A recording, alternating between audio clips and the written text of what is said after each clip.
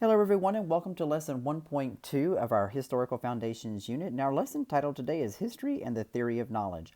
And in today's lesson we're going to talk about history and why we study history, and then we're going to add in some of those elements of the theory of knowledge class that you're either taking now or will be taking later on this semester, and then again in senior year. So by the end of our lesson today, these are the two things that you should be able to do. First, you should be able to explain factors that help shape and mold our interpretations of past historical events.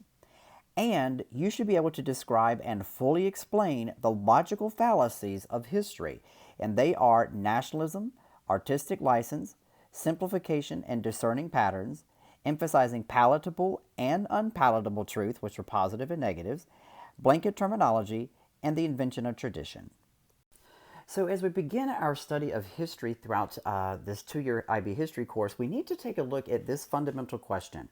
What affects our interpretation of the past? And we always have to keep that in the back of our minds when we're looking or reading about anything in history, because there's a myriad of things that can actually impact a way or the reason why a historian wrote something the way they did or said something the way they did. And here's a couple of things to keep in mind. First is the availability of evidence for the historical account. If this is an event that happened with lots of evidence, with lots of photographs and television and recordings, etc., you're going to have a lot of information to digest and go through. But if it's an event that happened thousands and even millions of years ago, there's going to be a lack of evidence. And so a lot of things that people want to say are provable, you're not going to be able to prove without much evidence. Secondly, the objectiveness of the historian. If this is a person who is writing about their homeland and they're trying to make their homeland feel good or sound good, then you're going to have to question their objectivity. The purpose of their historical account, are they writing this document to praise their country or demean another?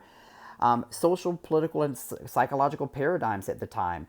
So what was going on in the world at that time period? Are we putting judgment on people in the 1700s when something that they were doing in the 1700s was socially, politically, and psychologically acceptable to them back then? How do we go about interpreting that? Next, we have method used by the historian. Were they sloppy? Did they use a more Marxist theme? Did they use a more conservative type of theme in terms of their method they used? And then lastly, different outlooks on the nature of history. Some historians believe that history should be nothing but complete facts and only the facts, and others believe that it should be something that is going to bring us closer to nationalism. So again, the different outlooks that people have on history, all of these different things here impact our interpretation of the past. And so when we're reading something from a historian, we have to keep these things in the back of our mind as we're reading their writings. Now we're going to move to some part of the course that is going to marry a little bit of information with TOK. So as you get deeper into your TOK classes, you'll get more information more about these logical fallacies. So what are the logical fallacies in history? Well, first and foremost, we can say with very little certainty about, absolute certainty about certain things in history, because things are always constantly evolving. So even things, for example, that we knew about about 9/11, say 10 years ago, we know more things now 10 years later. So 20 years removed from that, we know even more. So the history is constantly evolving. But just with all sciences, with all different sciences that we have and disciplines that study and research, we have to work hard to provide an accurate analysis of what is documented. And so as these new aspects of evidence come out, we will constantly analyze them. And through that analysis, different things about history can evolve and change. And historians have to avoid the problematic ways of looking at the past and then arriving at false interpretations of history. And this is a problem for many historians. And what this false interpretation is, or false equivalencies, are logical fallacies. And so what this means is when a person kind of comes to an error conclusion, or what they say doesn't make any sense, or they're comparing apples and oranges. And this example I gave to you is one that's relatively recent. It's a tweet from a congressperson, then their tweet, and hopefully this is not a trigger for many people, but in their tweet they were comparing mask requirements to the Holocaust. Now, this is an example of a logical fallacy, and the reason being is because mask requirements have nothing to do at all about the Holocaust. One event is a a global genocide of a race of people, and the other one is, asking someone to put a piece of cloth over their face. And comparing that to the Star of David or other symbols that, Nazi officials had people wear to identify them, are, again, comparing apples to oranges. And so, again, this would make this a logical fallacy. So our first real logical fallacy that we're going to look at for history is the logical fallacy of nationalism. Now, it goes without saying that every country in the world wants to make sure that their country's past looks well. We've all done things that we weren't happy about, but every country wants to try to make sure that they have a good outlook of their past. So they present history to strengthen their position. So like in the United States, we present our history to the global community to make ourselves look good. And every country does that. They use anniversary celebrations of past events to basically hijack for the purposes of the present. So, like, for example, many people talk about, for example, the United States with 4th of July. And that for many Americans, it's about, freedom and democracy and celebrating with your families. But for many other Americans, they recognize the fact that on July 4th, 1776, that there was a sizable portion of our country that was not free, namely enslaved Africans as well as our native population. And so the idea of these native national celebrations are to drum up nationalism and patriotic fervor, and it often obscures the true nature. And sadly, it is hard to remain objective about these things and persuade other people that what they're actually celebrating is a fallacy. So this is a touchy subject for some people. So don't be surprised if people get offended if you say certain things about it. But again, it is a fallacy in the fact that nationalism doesn't paint the reality of your country. The next logical fallacy we have is the idea of artistic license. And what this means is that most of us, we get our idea of interpretation of the past based on films, novels, and paintings and other artistic things. So, for example, when people think of, I've met some people that may think, oh, medieval England is just like, Robin Hood Men in Tights. It's a movie from the 1990s that was a comedy. That's not true. Or people will think, oh, here's a cartoon of Robin Hood from the Disney Channel. Here's a cartoon also from the Disney Corporation of The Sword and the Stone. And these are all film adaptations of historical events that are legendary to English folklore. So they're mythical. And so they exaggerate to employ or spice up plot lines, and they resulting in a blurring, if you will, of fact and fiction. And so, yes, Robin Hood may have been a real person, but exactly what was his name? Exactly what did he do? Did he really rob from the rich and give to the poor? Was there really a King Arthur? I mean, there was a King Arthur, yes. Did he really pull a sword out of a stone? Those type of things. These are artistic licenses. So if you ever write a paper about something, please make sure that you've done the research and not just based on a movie or a film. Our next logical fallacy is simplification and discerning patterns. And so we can only discuss so much history at a given time. And so one of the things that we fall victim to is condensing events into a small amount of information for people. And we have two, examples here, and these are textbooks.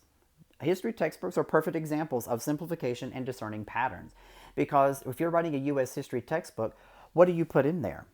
Well, if you look at a traditional American history textbook, it is the traditional things. They have a fleeting paragraph about Black America or a fleeting paragraph about women's rights. They're getting better about that. But if you go back to like when I was in high school, most of our textbooks didn't mention those groups because that was not something that we focused on. But again, this is discerning patterns and simplification. You can only teach so much in an amount of time. So think about this. In elementary school, you get a brief overview of whole historical time periods like in Egyptians, and in kindergarten, you might do a whole year with the Romans or something like that.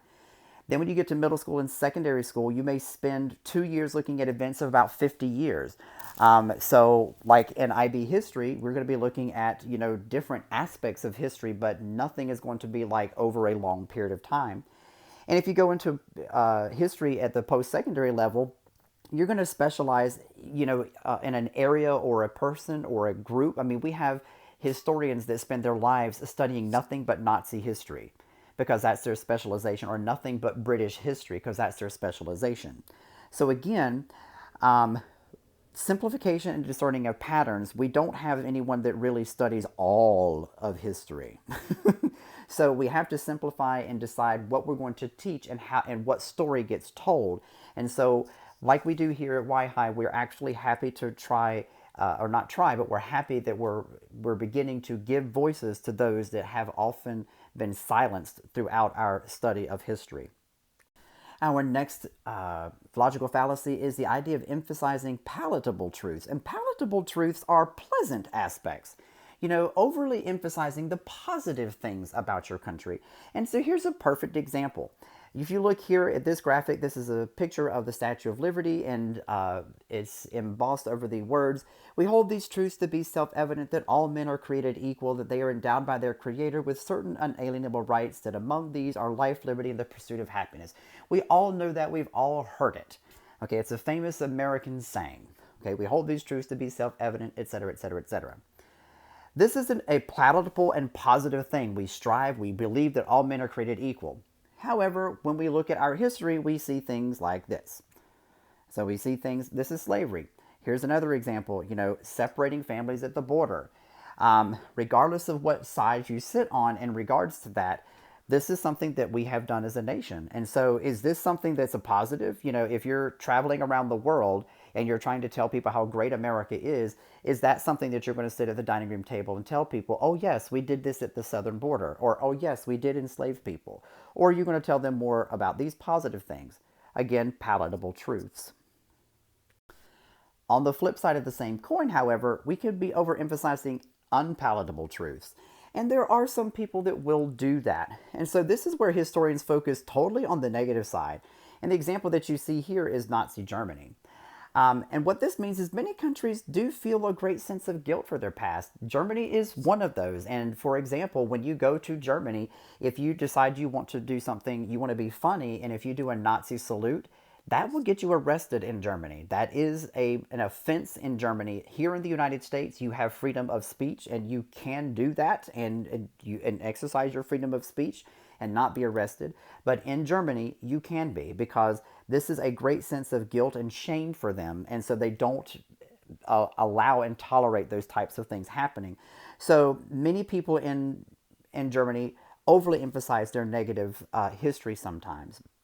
However, you have to be cautious about that, because that could also get you into a realm of nationalism where if you start to focus so much on your negatives that you'll start to flip over and start looking at your positives. And remember, as you start looking at your more positives, then you could result yourself back to something called nationalism, and we know that is a logical fallacy in and of itself. And our next logical fallacy is the idea of blanket terminology. And blanket terminology is very simple. It's a term that assigns the same name to a range of often unrelated or different types of groups. So for example, the best example I can give to you is the Cold War. So the Cold War happened from 1945 to basically 1991.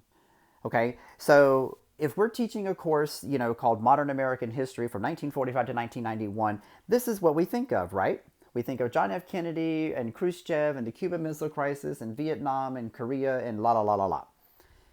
Well, forget about the fact that there was this whole big civil rights movement going on. We were integrating public schools in the South. Oh yes, and forget about the fact that we have women, wanting to go into the workforce, and there's this whole women's liberation movement. Oh yes, and forget about Stonewall riots going on in New York City, where gay people trying to exert their rights. Oh, and forget about the Green Movement. See, these are all different things that are going on in the Cold War. So the Cold War is a blanket terminology for the 1945 to 1991 era. You can't just say that this is the era of the Cold War. Well, not exactly. The environmental movement doesn't have anything to do with the Cold War. Neither did the women's rights movement or the gay liberation movement. So be mindful of blanket terminology. And lastly, our last fallacy, or logical fallacy, is the invention of tradition. And every country does this. So this is not something that is, innately to America. This is something that many countries do. Nations invent traditions based on partial truths but are often over-exaggerated. Perfect example is Thanksgiving here in the United States. So here we have the traditional view of Thanksgiving in the United States of European settlers arriving in the New World and being poor and destitute, and they couldn't get things going, and so the Native Americans saved them by giving them a feast, etc., etc., etc., etc., etc. That's how I was taught that. Well, there's a whole lot wrong with that story. So we forget that British colonization began in 1607 in Virginia, not in Massachusetts. So British people had been in the New World for at least 20 years. We negate the fact that disease, war, and famine, that many of these Puritan leaders, went into Native American places and ransacked villages and killed people. It was uncertain if settlers would even survive. Most of them didn't. Many of them didn't. There's dispute about the Pilgrims. First of all, they didn't call themselves Pilgrims. Many people don't know that. They never called themselves that. Seeking religious freedom, yes, that's what they said they were, but religious freedom for whom? For themselves. When other Europeans started coming in, you had to convert to their form of Christianity or you had to leave the colony. So seeking religious freedom for whom? Establishing a strict religious code. So that's not religious freedom, that's forcing you to conform to their beliefs. And everyone's expected to adhere to it if you lived in their place. So America's based on freedom and democracy, but in order to live in Massachusetts in the 1600s, you needed to be a Puritan. And continuing with the story, the image about generous colonists providing indigenous brothers food in celebration is highly problematic, and not only that, it's dishonest. The indigenous gave food to the colonists. It was not the other way around. Europeans then violently attacked the indigenous population not too long after in 1637. So in 1637, there's now going to be escalation in violence.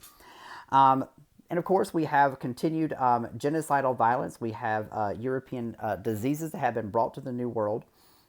And then after the death of Metacomet, who was the chief at the time of the Wampanoag Nation, then the Plymouth colony celebrated with the day of Thanksgiving. So in this image, what the Pilgrims were actually giving Thanksgiving for was the death of a Native American. And so this is something, again, an invention of tradition, and these are things that are recently coming out as a result of more and more study throughout history. And so we have to be understanding about these things and understand that sometimes people will be upset or offended by a lot of these things and may disagree, and that's fine, because logical fallacies, everybody has experienced them, and everybody, follows one or two in their own personal belief styles. So that brings us to our conclusion for our lesson of history and theory of knowledge. So turning our lesson objectives into questions. Can you explain the factors that help shape and mold our interpretations of historical events? And can you describe or fully explain the logical fallacies we talked about? Nationalism, artistic license, simplification and discerning of patterns, both palatable and unpalatable truths, blanket terminology, and the invention of tradition. If you can do all of those things, pat yourself on the back. You did an amazing job. Now at this point, you want to make sure you've got all your notes together. Look for any activities for lesson 1.2 and head on over to do that activity. Thank you so much for your time and have a great day.